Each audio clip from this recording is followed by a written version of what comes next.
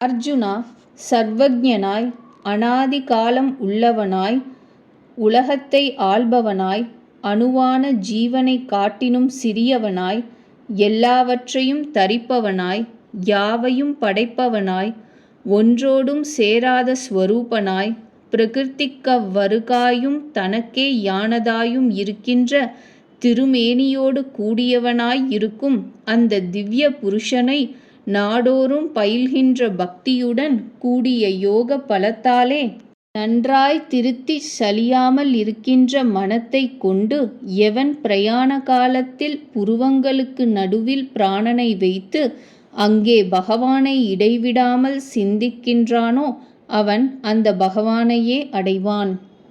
வேதார்த்தங்களை அறிந்தவர்கள் எதை நாசமற்றதாக சொல்லுகின்றார்களோ, காமக்ரோதங்களை விட்டிருக்கின்ற யதிகள் எதை அடைகின்றார்களோ, எதை உணர விரும்புவோர் பிரம்மச்சரிய விரதத்தை அனுஷ்டிக்கின்றார்களோ அந்த ஸ்தானத்தை சுருக்கமாக உனக்கு சொல்லுகின்றேன். அதாவது வைதிகர்கள் எதையானால் அக்ஷரமென்று, அதாவது பருக்காமை முதலிய குணங்களுடன் கூடியதாக சொல்லுகின்றார்களோ, வைராகியம் உடையவரான யதிகள் எந்த அக்ஷரத்தை பிரவேசிக்கின்றார்களோ, எதை அடைய கோரியவர்கள் பிரம்மச்சரிய விரதத்தை அனுஷ்டிக்கின்றார்களோ அந்த ஸ்தானத்தை சுருக்கமாக சொல்லுகின்றோம்.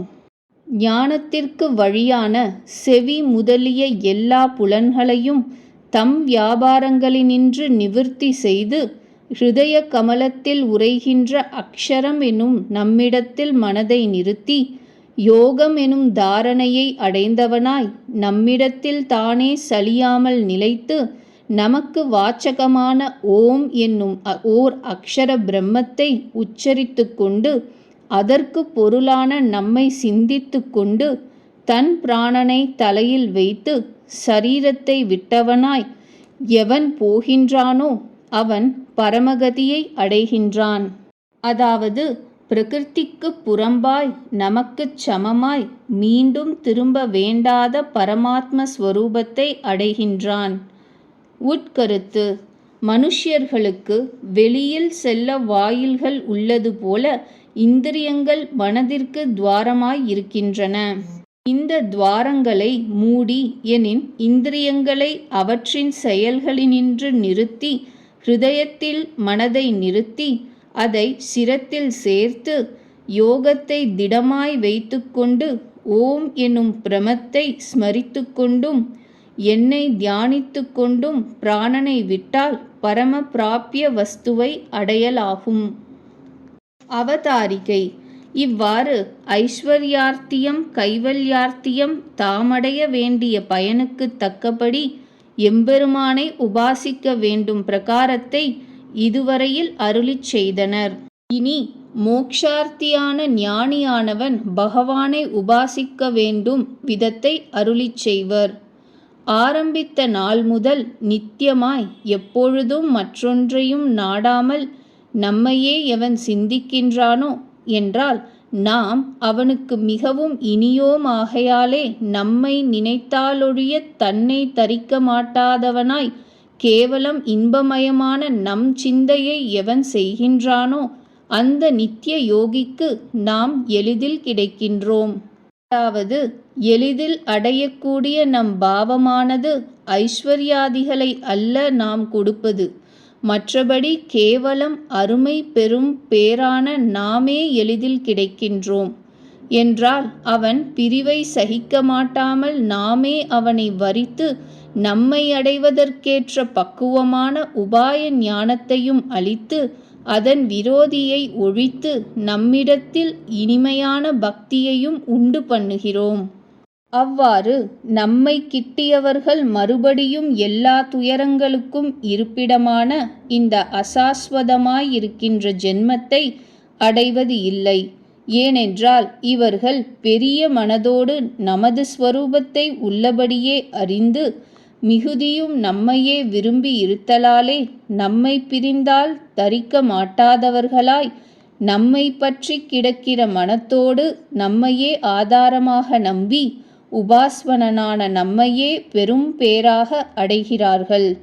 அவதாரிகை. ஐஸ்வர்யத்தை அடைந்தவர் மீண்டும் திரும்புவதற்கும் பகவானை அடைந்தவர் திரும்பாமைக்கும் காரணம் இங்கே தெளிவாக விளக்கி காட்டப்படுகிறது.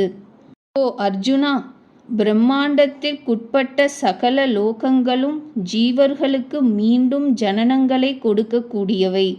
ஓ கௌந்தேயா, என்னை அடைந்தாலோ மறுபிறப்பு இல்லை. அதாவது பிரம்மாண்டத்திற்குட்பட்ட போகைஸ்வர்ய ஸ்தானமான சகல லோகங்களும் திரும்புதலோடு கூடியவைகள். ஆகையால் ஐஸ்வர்ய கதியை அடைந்தவருக்கு பேரான அந்த ஸ்தானங்கள் நசிக்கும் பொழுது அவர்களுக்கும் நாசம் உண்டாகாமற் போகாது. சர்வஜனாய் சத்திய சங்கல்பனாய் சகல ஜகத்திற்கும் உற்பத்தி ஸ்திதி லயங்களை செய்பவனாய் பரம காருணிகனாய் எப்பொழுதும் ஒரே ரூபனாயும் இருக்கின்ற நம்மை அடைந்தவர்களுக்கோ நாசம் என்கின்ற வார்த்தையே இல்லாமையோடு மறு ஜென்மமும் கிடைக்க மாட்டாவாம்.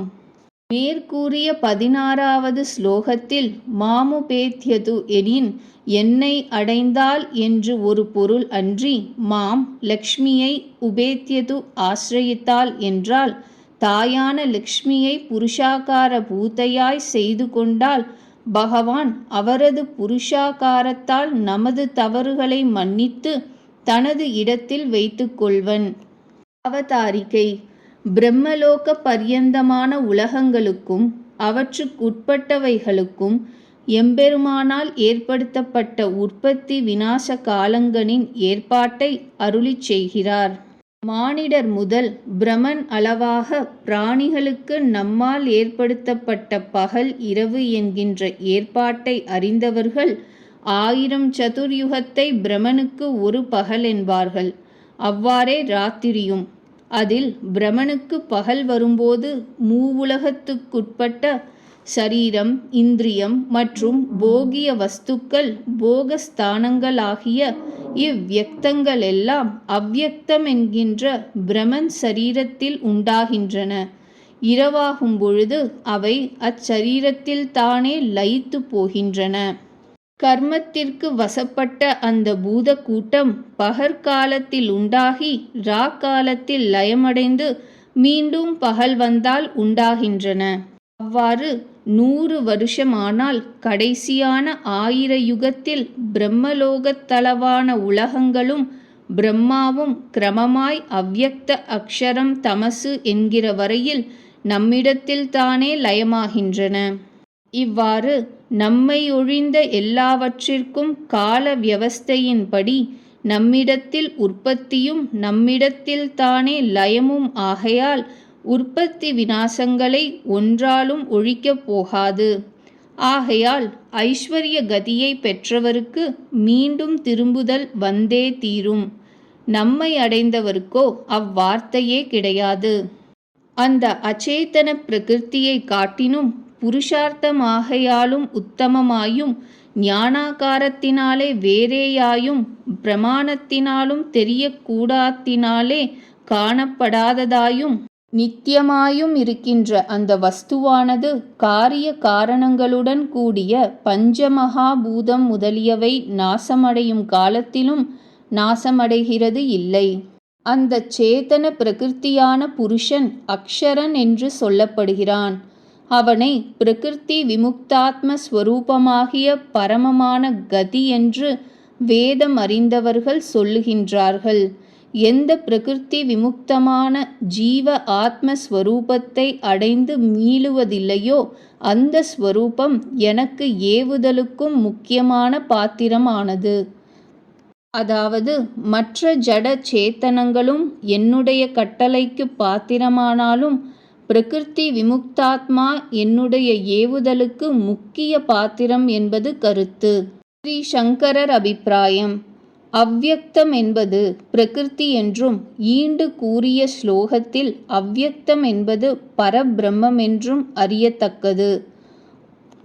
ஓம் மித்யகாக்ஷரம் பிரம்ம என்ற ஸ்லோகம் முதல் முந்திய 18வது ஸ்லோகம் வரையில் அக்ஷரத்தை அதாவது பிரம்மத்தை அடைய உபாயம் சொல்லப்பட்டது. எவர் எந்த பரமாத்மா காணப்படாதவரென்றும் நாசரகிதரென்றும் சொல்லப்பட்டிருக்கின்றாரோ அவரை பரம புருஷார்த்தமாக மேலான பிரயோஜனமாக வேதங்கள் கூறா நிற்கும். எதை அடைந்து திரும்புதலில்லையோ அந்த உத்தம ஸ்வரூபம் என்னுடையது. அர்ஜுனா, அது எனக்கு உத்கிருஷ்டமான இருப்பிடமாகவிருக்கிறது. பகவானுடைய அதிகாரத்தில் இருப்பது பிரகிருதி, பிரகிருதி பத்தாத்மா, தத் விமுக்தாத்மா ஆகிய இந்த மூன்றும் பகவானுடைய நியமன ஸ்தானங்களாகவிருக்கின்றன. இவைகளில் மிகுந்த அதிகாரத்தை செலுத்துமிடம் பிரகிருதி பந்த ரஹித சுத்தாத்மா. இவ்வகை சுத்தாத்மாவாயினும் பகவானுக்கு அடங்கினதேயாம். இந்த பரம புருஷனிடத்தில் சகல பூதங்களும் லயமடைகின்றனவோ, எந்த பகவானாலே இவை யாவும் வியாபிக்கப்பட்டுள்ளனவோ அந்த பரம புருஷன் வேறு பற்றில்லாத பக்தியாலே அடையத் தகுந்தவன். தேகத்தை விடுவதான அந்த காலமானது எந்த தேவதைக்குரியதோ அந்த காலாபிமான தேவதைகள் வசிக்கப்பட்ட உலகங்களில் மார்க்கமாக சென்று நிஷ்காம கர்ம யோகிகள் பிறவாமை ஆகிய ஜென்ம ரகிதத்தையும், காமிய கர்மயோகிகள் தேவலோக போக முதலியவற்றை புண்ணியத்திற்கு தக்க காலமளவும் அனுபவித்து மீண்டும் பிறவியை அடைவார்கள். அக்னி, தேஜஸ், பகல், சுக்லபக்ஷம், ஷண்மாசம், உத்தராயணம், சம்வத்சரம் முதலாக சொல்லப்படும் அந்தேவதைகளுடைய லோகங்களின் வழியாய் போகும் பிரம்ம ஞானிகள் பரபிரம்மத்தை அடைகின்றார்கள். உட்கருத்து: முக்தி சத்யோமுக்தி, கிரமமுக்தி என இருவகைப்படும். சத்யோமுக்தி என்பது ஆகாயத்தில் பறக்கும் பட்சியானது தனக்கு பசியெடுத்த போது திடீரென்று தனக்கு வேண்டிய பலாதிகளுள்ள விருட்சத்தை பார்த்து பறந்து பழ வர்க்கங்களை புசித்து திருப்தி அடைவது போல, அதி தீவிர வைராக்கியசாலியாகிய புருஷன் தனக்கு முமுக்ஷுத்வம் என்ற லக்ஷண மாத்திரத்தில் திடீரென்று பற்றுகளை எல்லாம் உதறிவிட்டு பிரம்ம ஞானத்தை கைப்பற்றி பிரம்மானுபூதியில் பேரின்ப நிலையினின்றும் பெயராமற் வீற்றிருக்கும் நிலைமை ஆகும். கிரமமுக்தி என்பது ஒரு எறும்பானது மெல்ல மெல்ல ஒரு விருட்சத்தின் மீது கொம்புகளிலும் இலைகளிலும் சுற்றி கடைசியாக பழத்தை கண்டுபிடித்து உண்டு திருப்தியடைவது போல மெல்ல நானாவித தொழில்களிலும் உழன்று முடிவில் உண்மை பதத்தை அடையத் தொடங்கி உபாசாந்த நிலையை பெறுவதாம். இந்த மார்க்கம்தான் மோக்ஷலோகத்திற்கு செல்லும் மார்க்கம். இது அர்ச்சிராதி மார்க்கம். தூமம், இரவு, கிருஷ்ணபக்ஷம், ஷண்மாசம், தக்ஷிணாயனம் முதலாக சொல்லப்படும் தூமாதி மார்க்கமாய் செல்லுகின்ற புண்ணிய கர்மம் செய்தவன் சந்திர சம்பந்தமான காந்தியை அடைந்திருந்து மீண்டும் திரும்பிவிடுகின்றான்.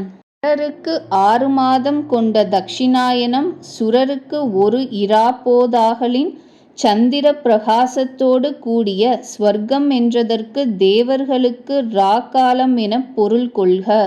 புண்ணிய கர்மங்களை செய்தவர்கள் ஸ்வர்க்கம் அனுபவித்து திரும்பவும் பிறப்பார்கள் என்றாதனால் பாப கர்மங்களை செய்தவர்கள் நரகம் அனுபவித்து திரும்புவார்கள் என்பதும், ஸ்வர்க நரகாதிகளை அடையத்தக்க மிக்க புண்ணிய பாவ கர்மங்களை இயற்றாத க்ஷூத்திர கர்மிகள் இங்குதானே பிறந்து பிறந்து உழன்று கொண்டிருப்பார்கள் என்பதும் கொள்க. மேற்கூறிய வண்ணம் சுக்லகதி என்கின்ற அர்ச்சராதி மார்க்கமும் கிருஷ்ணகதி என்கின்ற தூமாதி மார்க்கமும் உலகத்திற்கு சாஸ்வதமாய் ஏற்பட்டவைகள். இவற்றுள் சுக்லகதியார் சென்றவன் மீண்டும் புனர்ஜனனம் அடைகிறது இல்லை. கிருஷ்ணகதியார் சென்றவன் மீண்டும் ஜென்மத்தை அடைகின்றான். மேற்கூறிய இருவகையான மார்க்கங்களையும் அறிந்த யோகியானவன் மோகத்தை அடைய மாட்டான். மற்றபடி தனக்கென்று வகுத்த அர்ச்சராதி மார்க்கத்திலேயே போவான். ஆகையால் அர்ஜுனா, நீ தினந்தோறும் அர்ச்சராதி மார்க்கத்தை சிந்தித்திருக்க என்கின்ற யோகத்தையோடு கூடியிரு. வேதம், யாகம், தவம், தானம் முதலிய புண்ணியங்களுக்கு என்ன பலன்கள் சொல்லப்பட்டிருக்கின்றனவோ அவற்றை பகவான் மகிமையை அறிந்த யோகியானவன் உல்லங்கனம் செய்கின்றான். அதாவது இப்பலன்கள் புனர்ஜனன ஹேது என்று கருதி அவற்றை அற்பமாக நினைப்பான். ஆதி காரணமாய் பரமோத்கிருஷ்டமாய் விளங்கும் பரபிரம்மத்தை அடைவான். 8வது அத்தியாயம் முற்று பெற்றது.